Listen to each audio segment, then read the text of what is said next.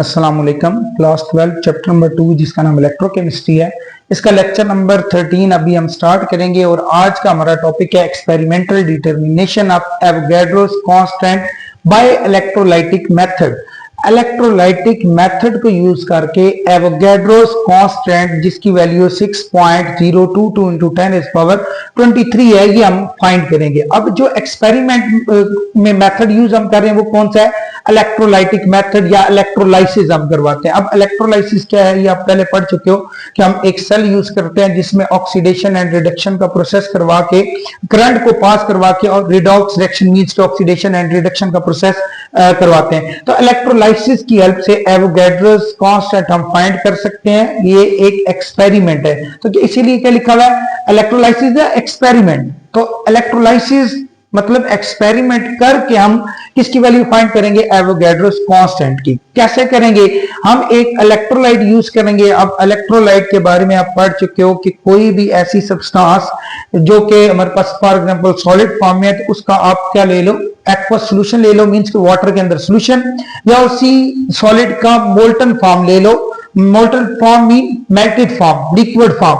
तो उसको आप क्या कहोगे? इलेक्ट्रोलाइट। जैसे AgNO3 हमारे पास एक साल्ट है जो कि एज अ इलेक्ट्रोलाइट के तौर पे काम करेगा। इलेक्ट्रोलाइट ऐसी सब्सटेंस होती है जो एक्वस फॉर्म में या मोल्टन फॉर्म में इलेक्ट्रिसिटी को कंडक्ट करे। तो हम इसको इलेक्ट्रोलाइट यूज करके और सिल्वर को इलेक्ट्रोड के तौर पे यूज करके, अब आपको पता है कि जो हमारे पास इलेक्ट्रोलाइट होता है उसके अंदर एक रॉड डिप करते हैं जिसको आप क्या कहते हो? इलेक्ट्रोड। तो सिल्वर का इलेक्ट्रोड फिर हम यूज करेंगे और सिल्वर आयन इस सिल्वर इलेक्ट्रोड पे जाके डिपॉजिट हो जाएंगे।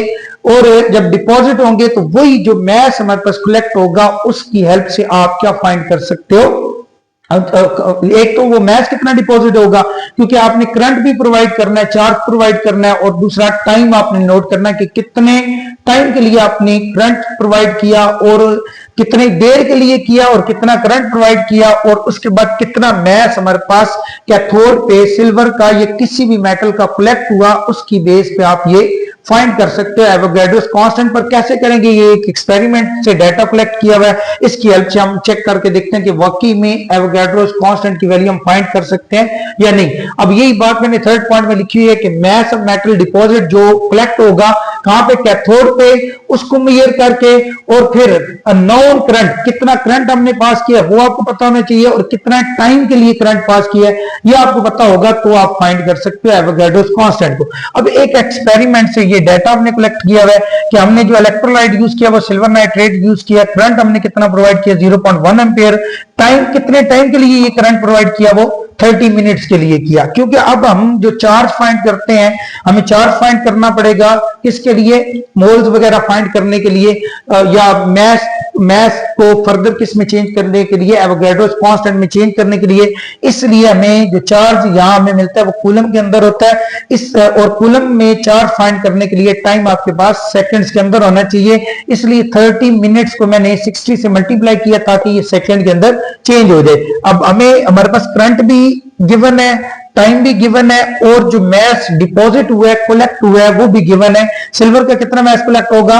अगर हम 30 मिनट्स के लिए 0.1 एम्पियर करंट पास करवाएं इलेक्ट्रोलाइसिस के प्रोसेस के दौरान, तो हमारे पास 0.201 ग्राम सिल्वर के कलेक्ट होंगे। अब इन दो वैल्यूज की हेल्प से आप क्या फाइंड कर सकते हो? चार्ज, क्योंकि Q mean charge, I mean current, जो कि हमें दिया हुआ है, टाइम भी दिया हुआ है। इन दोनों का जो प्रोडक्ट होगा वो क्या होगा? चार्ज। मतलब इन दोनों की वैल्यूज को मल्टीप्लाई करोगे 0.1 एम्पियर, ये हमारे पास क्या है? करंट, और 1800 सेकंड्स ये हमारे पास टाइम है T। इन दोनों को मल्टीप्लाई करोगे तो इतने कूलम हमारे पास चार्ज आ जाएगा। अब इस चार्ज का ये मतलब है कि आपको पता है कि कितना मैस कलेक्ट हुआ? 0.201। और इतना मैस तब कलेक्ट होगा जब हम जो सेल होगा जिसके अंदर हम इलेक्ट्रोलाइसिस करवा रहे हैं, अगर उसको 180 कूलम हम चार्ज प्रोवाइड करेंगे तो इतना मैस कलेक्ट होगा। अब ये जो चीज है ये हमारे पास मैस है और ये हमारे पास क्या है? चार्ज। अब इन दोनों की रेशियो बनाएंगे। क्यों रेशियो बनाएंगे? पहली रेशियो तो सेम यही वाली होगी कि 180 कूलम चार्ज जब हम पास करेंगे तो हमारे पास सिल्वर का 0.201 मैस कलेक्ट होगा।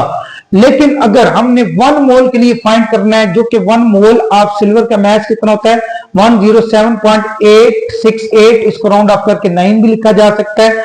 तो अगर 1 मोल ऑफ सिल्वर होगा उसका मैथ ये होता है, जो कि एटॉमिक मैथ है हमारे पास सिल्वर का। इसका मतलब मैथ अगर इतना होगा तो चार्ज फिर कितना होगा हमें नहीं पता, अननोन है। इसकी जगह आप x लिखो, इनको करो क्रॉस मल्टीप्लाई, 0.201 को x से मल्टीप्लाई करो, ये वैल्यू इसको मल्टीप्लाई करके डिवाइड, ये क्योंकि मल्टीप्लाई हो रहा है इसको डिवाइड कर दो, इन दोनों को मल्टीप्लाई किया, ये वैल्यू आई, इसको आप दूसरी साइड पे लेके गए डिवाइड किया और ये हमारे पास आ गया चार्ज। अब ये जो चार्ज है इस वैल्यू को अगर आप ध्यान से देखो 96 ये और 598 और इसको मैंने राउंड ऑफ करके मैंने 500 लिख दिया, ठीक है, जो कि हमारे पास क्या है, तो इसको बल्कि ये ज्यादा डिफरेंस है, बेशक आप इसको छोड़ दो, लेकिन ये ऑलमोस्ट इस वैल्यू जो कि हम यूज करते हैं उसके इक्वल है। तो ये हमारे पास क्या आ गया चार्ज। ये कौन सा चार्ज आ गया, अगर इतना चार्ज हम प्रोवाइड करेंगे सेल को तो वो कितना मास कलेक्ट करेगा 107.868 ग्राम ऑफ सिल्वर कलेक्ट करेगा, मींस के 1 मोल को कलेक्ट करेगा। अब जो हमारे पास कैथोड पे रिएक्शन हो रहा होगा वो ये है कि सिल्वर आयन एक इलेक्ट्रॉन कलेक्ट करेंगे। अब सिल्वर आयन कहां से आए, क्योंकि सोल्यूशन के अंदर AgNO3 हमारे पास सोल्यूशन था, तो सोल्यूशन के अंदर Ag+ आयन मौजूद होंगे, क्योंकि जब ये आयनाइज होता है तो सिल्वर आयन प्रोड्यूस होते हैं। तो सिल्वर आयन एक इलेक्ट्रॉन गेन करेगा और ये सिल्वर मैटर में चेंज हो जाएगा। अब यहां इस इक्वेशन का ये मतलब है कि 1 मोल ऑफ इलेक्ट्रॉन हो तो 1 मोल ऑफ सिल्वर प्रोड्यूस हो सकता है। अगर 1 मोल ऑफ इलेक्ट्रॉन है, इट्स मीन कि हमारे पास चार्ज कितना है 965, ये वाली बात देखो ना, हमारे पास ये 1 मोल है तो 1 मोल x की इक्वल, x क्या चीज है, ये वाली वैल्यू देखो ना, x की वैल्यू ये है। इसका मतलब 1 मोल ऑफ हमारे पास सिल्वर अगर हमने प्रोड्यूस करना है इतना चार्ज प्रोवाइड करना पड़ेगा, जो कि मैंने इसको शॉर्ट फॉर्म में इस तरह से लिख दिया है कि charge on 1 mole of electron वो कितना हमारे पास आ रहा है 96598, ये 1 मोल ये वाला, इसकी वैल्यू ये आ रही है x की वैल्यू, तो x किसके इक्वल होगा 1 मोल के। तो अब ये रिलेशन मैंने लिख दिया। अब एक इलेक्ट्रॉन पे जो चार्ज होता है ये भी कांस्टेंट वैल्यू आपने पढ़ी हुई है पिछले लेक्चर में भी, आप अगर देखो तो वहां भी आपको ये मिल जाएगी। एक इलेक्ट्रॉन पे जो चार्ज होता है वो कितना होता है 1.6022 into 10 पावर -19 कूलम। अब 1 मोल के अंदर कितने इलेक्ट्रॉन है एवोगैड्रोस नंबर, इसलिए इस वैल्यू को जब एवोगैड्रोस नंबर से आप डिवाइड करोगे और सॉरी इस जो एक इलेक्ट्रॉन पे चार्ज है उस पर डिवाइड करोगे तो ये 1 मोल की इक्वल आ जाएगा। और 1 मोल में कितने पार्टिकल्स कितने इलेक्ट्रॉन होंगे 6.022 into 10 पावर 23, ये 2 इसको राउंड अप करो तो ये 2 बन जाएगा। तो सेम मैंने क्या किया है, एक इलेक्ट्रॉन पे कितना चार्ज है 1.6022 into 10 पावर -19 कूलम और 1 मोल में कितने इलेक्ट्रॉन है इतने। अब 1 मोल में इतने इलेक्ट्रॉन है उसको इलेक्ट्रॉन के एक चार्ज पे डिवाइड करो तो ये हमारे पास क्या आ जाएगा, जो 1 मोल में इलेक्ट्रॉन है उनके ऊपर चार्ज आ जाएगा और 1 मोल में जितने इलेक्ट्रॉन होंगे उन पे चार्ज कितना होगा 6.022 into इसको 2 आप लिख सकते हो into 10 पावर 23। तो नंबर्स ऑफ इलेक्ट्रॉन इन 1 मोल, एक मोल में इलेक्ट्रॉन इतने होंगे, जो कि एवोगैड्रोस नंबर है। और यही एवोगैड्रोस नंबर हमने इसको प्रूव करना था थ्रू इलेक्ट्रोलाइसिस। अब 1 मोल ऑफ इलेक्ट्रॉन क्यों, क्योंकि हमारे पास 1 mole of electron will produce 1 mole of silver और 1 मोल ऑफ इलेक्ट्रॉन होंगे तो नंबर ऑफ इलेक्ट्रॉन जो 1 मोल के अंदर होते हैं वो एवोगैड्रोस नंबर के इक्वल होते हैं और ये हमारे पास एवोगैड्रोस नंबर आ गया। अब इससे रिलेटेड कुछ हमारे पास न्यूमेरिकल्स हैं, जैसे कि कांसेप्ट असेसमेंट एक्सरसाइज 2.10 है, उसके अंदर एक क्वेश्चन दिया हुआ है, आप उसको पढ़ भी सकते हो। क्वेश्चन के अंदर गिवन डाटा ये मैंने लिख दिया है, जैसे कि लिखा हुआ an electrolytic cell is connected to a power source of 2 hours. Time हमारे पास कितना है 2 आवर्स, इसको हम किस में चेंज करेंगे सेकंड्स के अंदर।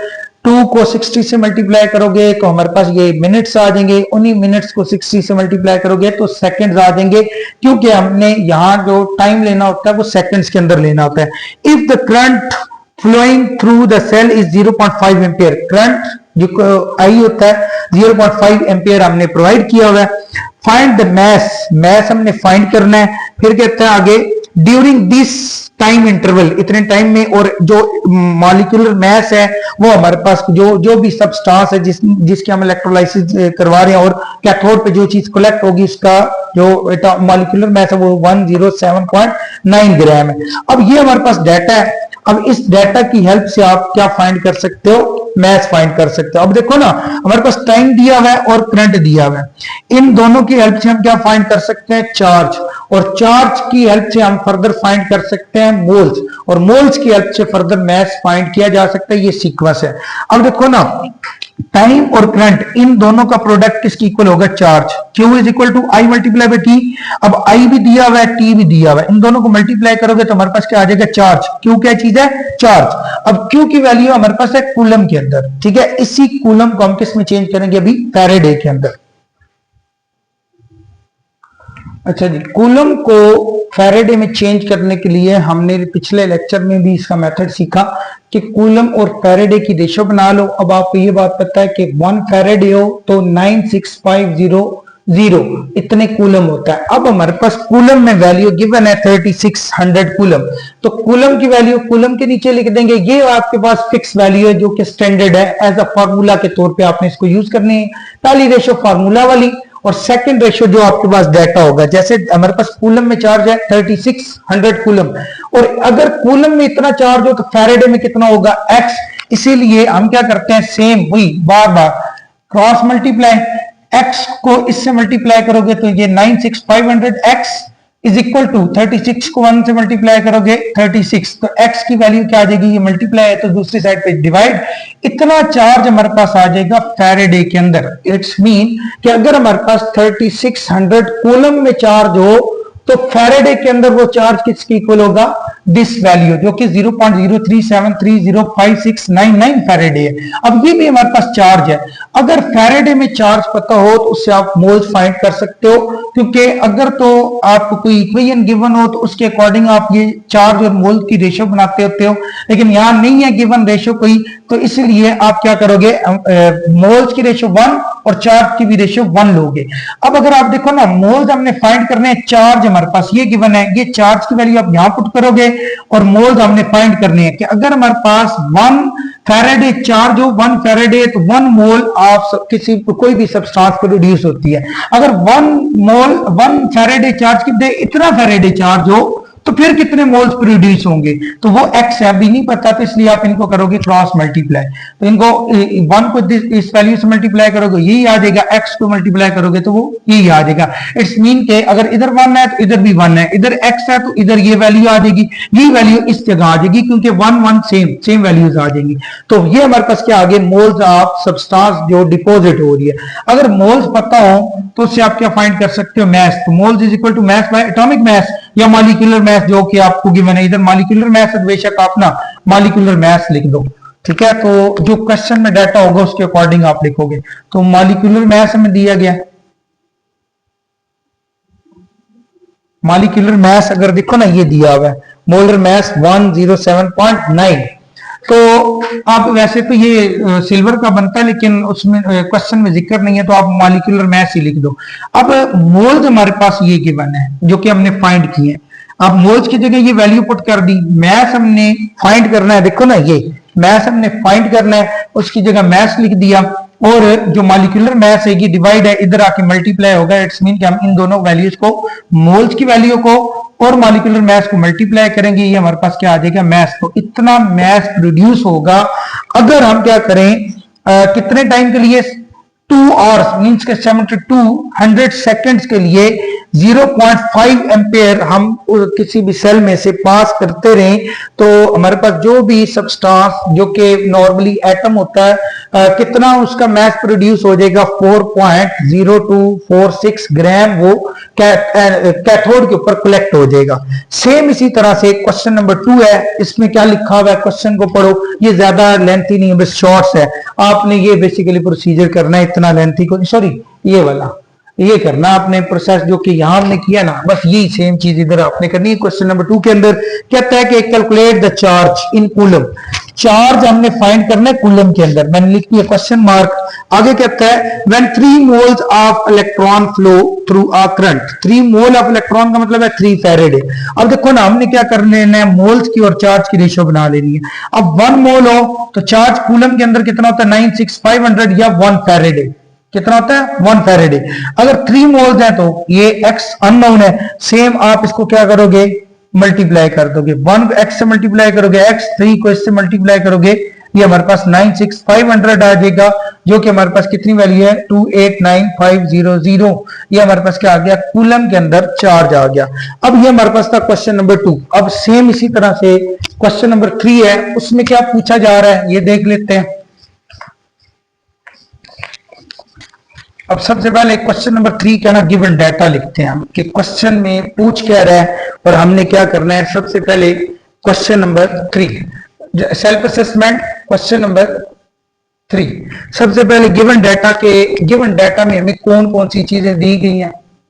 गिवन डाटा क्या होता है, जो हमें चीजें प्रोवाइड की गई हैं, क्या पूछा जा रहा है, क्या बताया गया है, ये हमारे पास क्या है गिवन डाटा। अब गिवन डाटा के अंदर सबसे पहले पढ़ते हैं क्वेश्चन को क्या कह रहे हैं। कहता है calculate the mass of silver. हम सबसे पहले लिख लेते हैं कि हमने फाइंड क्या करना है, मास फाइंड करना है। तो mass is equal to question mark, हमने क्या करना है, फाइंड mass फाइंड करना है। Calculate the mass of silver deposit at the cathode during electrolysis of silver nitrate solution if you use a current of 0.1 ampere। जो current है वो भी हमें बता दिया गया है। करंट को आप किससे शो करते हो, आई से, और करंट कितना है 0.1 एम्पियर। अब करंट हमें बता दिया गया है। फिर कहते हैं फॉर 20 मिनट्स, टाइम भी बता दिया गया हमें, time t is equal to 20 minutes. अब 20 मिनट्स है तो इसको सबसे पहले क्या करोगे 60 से मल्टीप्लाई, ताकि हमारे पास जो टाइम है वो मिनट से किस में हो जाए, सेकंड्स के अंदर। तो इसको कैलकुलेटर पे आप मल्टीप्लाई करके भी देख लो। जैसे कि हमारे पास है 20 मल्टीप्लाई बाय 60, तो ये आता है 1200। अब ये हमारे पास है टाइम भी आ गया, लेकिन ये किसके अंदर, सेकंड्स के अंदर। अब ये गिवन डाटा वो हमने सारा लिख लिया। अब इसके बाद हम क्या लिखेंगे, सॉल्यूशन, कि क्या हमें सॉल्व कैसे करना पड़ेगा ये क्वेश्चन। तो सबसे पहले देखो हमने क्या फाइंड करना है, मैस। हमें करंट और टाइम दे दिया गया। अगर आपने मैस फाइंड करना है या मोल्स फाइंड करने हैं और आपको करंट और टाइम दे दिया गया है, तो सबसे पहला आपने काम क्या करना है, ये वाला, कि सबसे पहले ये फॉर्मूला लगाओ चार्ज वाला, Q is equal to I multiply by T. अब यहां से हमें चार्ज पता चल जाएगा। करंट आई कितना है 0.1 एम्पियर मल्टीप्लाई बाय 1200। इसको आप मल्टीप्लाई करोगे तो ये हमारे पास क्या आ जाएगा 120 कूलम। अब देखो ना हमारे पास कूलम में चार्ज है तो उसको हम फैराडे में चेंज करते हैं, ताकि फैराडे से आप क्या फाइंड कर सको, मोल्स, और मोल्स को किस में चेंज कर सको, मैस के अंदर। अब ये चार्ज है इसको हम किस में चेंज करेंगे, कूलम से फैराडे के अंदर। तो यहां बेशक लिख लो कूलम